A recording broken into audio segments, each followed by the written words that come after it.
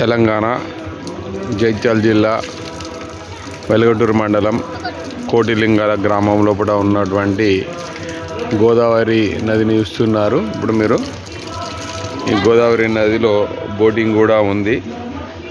Boating speed boat సౌకర్యము, సాధారణ boat సౌకర్యం కూడా ఉంది. ఇప్పుడు మీరు చూస్తున్నారు ఇక్కడ ఇవి స్టోర్డ్ వాటర్.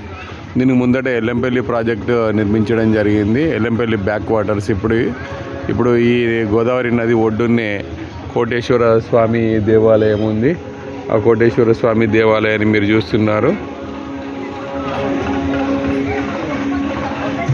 ఇక్కడ నవగ్రహాలు ఉన్నాయి. టెంపుల్లో పెద్ద వృక్షం ఉంది, రావి వృక్షం ఉంది.